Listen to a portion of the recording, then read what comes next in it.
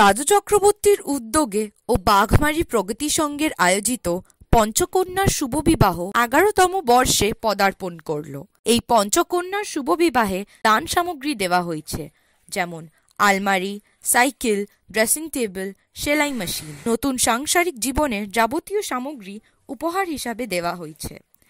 এই মাঙ্গলিক অনুষ্ঠানে উপস্থিত ছিলেন উত্তর কলকাতার তৃণমূল যুব কংগ্রেসের সভাপতি ও পৌরপিতা শান্তিরঞ্জন কুণ্ডু, বিধায়িকা স্বীপ্তি পাণ্ডে, মন্ত্রী সুজিত বসু, তৃণমূল যুব কংগ্রেসের সহসভাপতি শ্রেয়া পাণ্ডে, ডেপুটি মেয়র অনিতা মণ্ডল এবং MMIC স্বপন সমাদ্দার। আমি বলি বাঘমারি প্রগতি সংঘ এবং রাজু চক্রবর্তী দুটোই একটা পরিপূরক। এটা খুব ভালো প্রত্যেকবার উদ্যোগ নিয়ে এটা করে। এবারে 5টা কন্যার বিয়ের ব্যবস্থা করে দেখলাম সব কিছু থেকে শপিং এমনকি বরকে ঘোরাঘুরি করতে আমি চাই যে পরিবার দাম্পত্য জীবন আমাদের ভালো থাকে। রাজুকে ধন্যবাদ জানাচ্ছি, রাজু একটা ভালো কাজ রাজুটাই আসল। প্রথম কথা হলো যে এই যে মেয়েগুলো আজকে বিবাহ বন্ধনে আবদ্ধ হচ্ছে, এদের ফলো আপ জাস্ট একটা বিয়ে হলে বাসা দেখিয়ে নেওয়া যে আমরা বিয়ে দিচ্ছি, তারা কীরকম আছে, পরবর্তীকালে তারা অত্যাচারিত হচ্ছে, তারা নিজে ঠিক আছে কিনা, তারা ভালো করে ঘর করছে কিনা, তাদের স্বামী যার সঙ্গে বিয়ে দিলাম চলে গেল, এই ফলো আপটা বেশ কিছুদিন রাখা, ওখানেও রাখা, বেলগাছে একটা জায়গায় যায় তরুণ ওখানে এটা একটা বড় জিনিস। এটা আরও ভালো করে মানুষের কাছে পৌঁছে দেওয়া উচিত। তবে এটা কি সময়টা পরিবর্তন করা উচিত, পরীক্ষার সময় না হয়। ধন্যবাদ প্রবীণ সভা ভালো। পঞ্চপুরুষ পুরুষদের বাদ দিয়ে হবে না। পঞ্চকন্যা পঞ্চপুরুষের বিয়ে হচ্ছে, বর বউয়ের বিয়ে হচ্ছে, শুধু পঞ্চকন্যা বললে হবে? বললে হবে না, পুরুষদের সাইডলাইন করলে চলবে না। আমাদের তারা কর্মী, আমরা তাদের ভালোবাসি, তারা আমাদের সঙ্গে আছে। রাজু প্রত্যেক বছর এটা করে থাকে এবং আমার খুব ভালো লাগে। পঞ্চকন্যার বিবাহ, নতুন 5 জন দম্পতি, তারা সুখে থাকুক, ভালো থাকুক। বাংলার মাননীয় মুখ্যমন্ত্রী মমতা বন্দ্যোপাধ্যায় যে সুযোগ সুবিধা বাংলার মানুষের জন্য করে দিচ্ছে, বিশেষ করে মহিলাদের জন্যে, এটা আরও দীর্ঘজীবী হোক। বিরোধীরা অনেক কিছু বলছে, সেটা আমরা চাই মানুষের কাজ। আজকে এইসব কন্যা, এইসব পুত্রগুলো যারা বিবাহ বন্ধনে আবদ্ধ হলো, এরা সুখী দাম্পত্য জীবন পালন করুক এবং আমাদের সমাজকে এগিয়ে নিয়ে যাক। আজকে রাজু যে কর্তব্য করছে, ঠিক এইভাবেই আরও বিভিন্ন মানুষ তারাও এগিয়ে আছে। বিবেকানন্দ বলেছেন, একজন মানুষ একজনের জন্য কাজ করুক, তো তাহলে এই সমাজটা সুন্দর করে তৈরি হয়ে যাবে। তা আজকের এই রাজুর কাজ থেকে যদি সবাই উৎসাহ হয়, তারা যদি তাদের সীমিত ক্ষমতার মধ্যে এগিয়ে আসে, তাহলেই কিন্তু আজকের এই উৎসাহ, উন্মাদনা, সার্থকতা, সফলতা। আমার প্রেরণা আমার দাদা ছিল। আমার দাদা, আমার সুবীর বোস আমার দাদা, 1 বছর হয়েছে, গত হয়েছে, যার হাত ধরে, যে আমার পাশে থেকে আমাকে রাজু বানিয়েছে। বাবা মা হয়তো আমাকে জন্ম দিয়েছে, মামা মামি দিদিমা তারা আমাকে মানুষ করেছে, কিন্তু রাজুকে যে রাজু বানিয়েছে সেটা হচ্ছে সুবীর বোস আমার দাদা। দাদা নেই, তার আত্মার শান্তি কামনা করি সবসময়।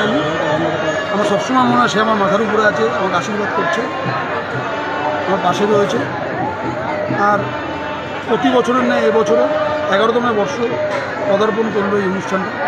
দেখুন, একটা ক্রিকেটার যখন মাঠে নামে ক্রিকেট খেলতে, তখন তার প্রথম চিন্তাধারা থাকে যে আমি কমসে কম একটা হাফ সেঞ্চুরি করি। তারপর হাফ সেঞ্চুরি করার পর তার চিন্তাধারা হয় যে আমি সেঞ্চুরি করি। তো আমার 11তম বর্ষে প্রথমবার 3টে মেয়ের বিয়ে হয়েছিল। তো এবছর 11তম বর্ষে 53টা মেয়ে টোটাল আমরা বিয়ে দিতে পারলাম। এটা ঈশ্বরের কৃপায়, মানে হাফ সেঞ্চুরি পার হলো। এটা আমার কাছে কত বড় আনন্দের আজকে, মানে এটা আমি আপনাদের বলে বোঝাতে পারবো। আর একটা জিনিস শোনা যায় যে আপনারা বিয়ে দিয়ে শুধু ছেড়ে দেন না, এটা নাকি আপনারা 3 মাস 4 মাস ধরে সার্ভে করেন, তারা কেমন আছে না। শুধু সার্ভে না, আমি এটা খবরাখবর করি যে গ্রাম থেকে এই বাচ্চাদের, এই মেয়েগুলোকে আমরা নিয়ে আসি। সেই অঞ্চলের যারা পৌরপিতা বা পৌর প্রতিনিধি যারা আছে বা পঞ্চায়েত এরিয়ার প্রধান থেকে শুরু করে তাদেরকে আমরা জানাই যে কেমন কোথাকার মেয়ে, ছেলে কেমন, মেয়েটা ভালো কিনা, ছেলেটা ঠিক আছে কিনা, কেন তাদের জীবনে সারা জীবনের ব্যাপার এটা। নবদম্পতিকে আমার সবসময় আশীর্বাদ, আমি ঈশ্বরের কাছে প্রার্থনা করি যে এই নবদম্পতি সুখে থাকুক, শান্তিতে থাকুক। আর সবথেকে বড় কথা হচ্ছে এই 11 বছর ধরে যে আমি কাজটা করছি, আমার ক্লাবের প্রত্যেকটি সংগঠনের সদস্য, অঞ্চলের মানুষ, পার্শ্ববর্তী অঞ্চলের মানুষ সবার সহযোগিতা আছে বলে এই কাজটা করতে পারছি। এবং এই কাজটা শুধু আমার কৃতিত্বে নয়, আমার ক্লাবের কৃতিত্বে, আমার ক্লাবের প্রত্যেকটি সদস্য, সিনিয়র জুনিয়র সবার কৃতিত্বে আছে। এবং যেই সকল মানুষরা আমাদের সহযোগিতার হাত বাড়িয়ে দেয় তাদেরও কৃতিত্ব আছে, তারা সহযোগিতার হাত বাড়িয়ে দিচ্ছে বলে এটা করতে পারছি। আর আমার অঞ্চলের বিধায়ক ছিলেন প্রয়াত মন্ত্রী সাধন পাণ্ডে, উনি গত হয়েছেন।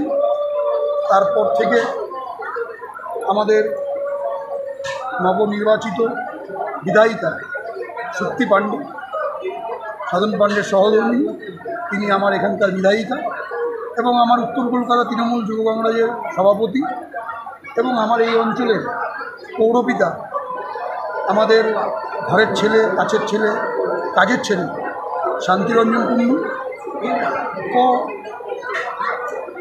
আমাদের ছোট বোন শ্রেয়া পাণ্ডে, বিশিষ্ট সমাজসেবিকা এবং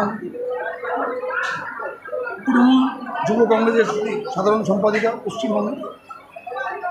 এই মানুষগুলোর সহযোগিতার হাত রয়েছে, পাশে রয়েছে, কাছে রয়েছে বলেই কাজ করতে পারছি।